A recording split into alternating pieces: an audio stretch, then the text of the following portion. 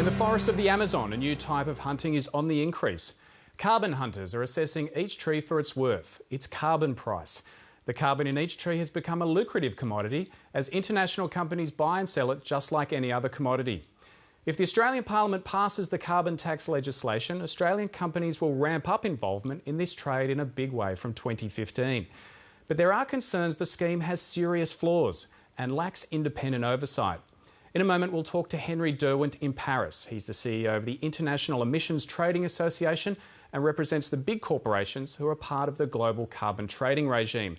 But first, this report from Lateline's Suzanne Smith. The Amazon's wild forests used to be the preserve of explorers, animal hunters and scientists. But now there is a new type of hunter. They capture what they are looking for with a tape measure and a pen. 44.3. They are the carbon rangers, measuring the carbon dioxide content inside the trees.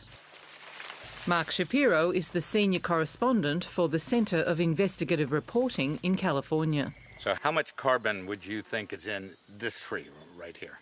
How much carbon? I think it probably contains between 90 to 100 kilos of carbon. Ricardo Darbrites is in charge of the carbon counting here.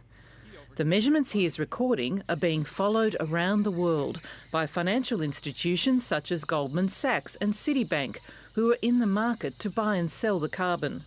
And if carbon is basically selling on the market, what does it cost now? About $10 a ton? Yes. So, so basically, this tree is worth $1. $1 in the carbon market. Yes. So who owns the carbon in this particular tree? The credits from this tree belong to General Motors. This area of wild Amazon rainforest is known as Guaraqueçaba. Environmental groups have spent years trying to raise funds to preserve it. But it was only when a price was put on carbon with the Kyoto Agreement that private capital started to flow. In 2000, American Electric Power bought enough Amazon rainforest to cover the whole of Manhattan. Then came General Motors and finally Chevron Oil. These companies now own the carbon credits in this forest. Under the Kyoto Agreement, the cheapest way for companies to meet their emissions reductions targets is to buy offsets such as forests that soak up carbon dioxide. They can buy the right to actually protect the trees and promise that the trees will not be cut down in return for continuing to emit at their existing levels back at home, whether it's in the United States, Europe, Australia, wherever that might be. The carbon market is worth about $300 billion today. That figure is expected to rise to $2 to $3 trillion in the next decade. But Mark Shapiro says there are serious consequences to this carbon trade, especially for local farmers. Since the reserve was created, this landowner can no longer gather food from the area.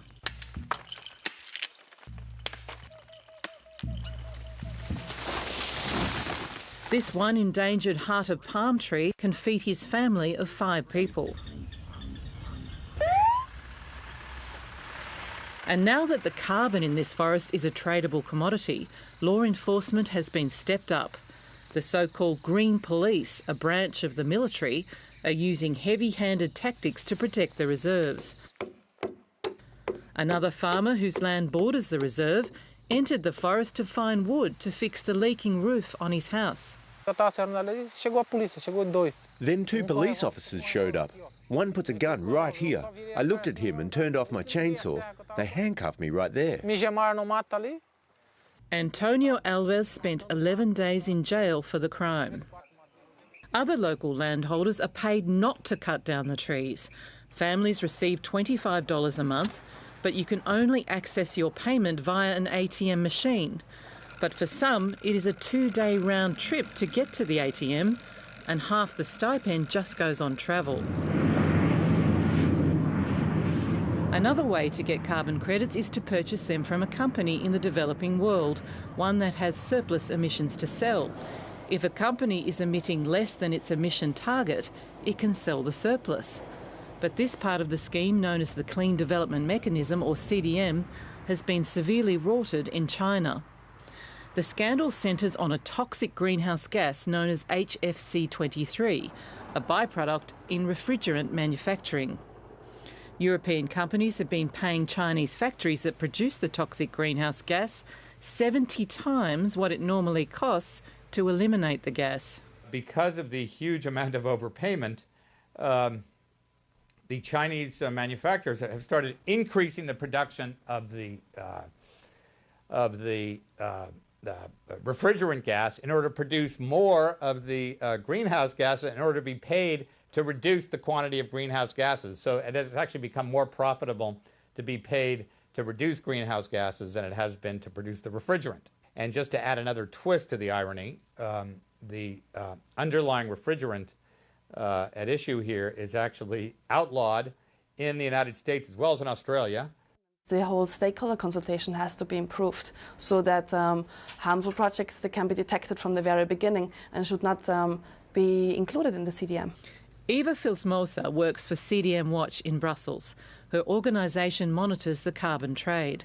She says another major problem is a lack of independent auditing of the companies involved in the scheme. The auditing system does not work as it should. There is issues with conflicts of interest in the CDM Executive Board. That is the body that actually adopts decisions, it registers projects. And there have been a lot of questions raised, including by me, about the potential conflicts of interest involved when you have carbon project developers who essentially pay the auditors to affirm their claims of their own emission reductions. So you have a system where the auditors are being paid by the audited. But despite these inherent contradictions, Mark Shapiro says the scheme should remain with some significant changes. With very strong enforcement, with aggressive monitoring, and with cooperation among the people who live in the forest, you may be able to make this a workable means of protecting tropical forests. Suzanne Smith, Lateline.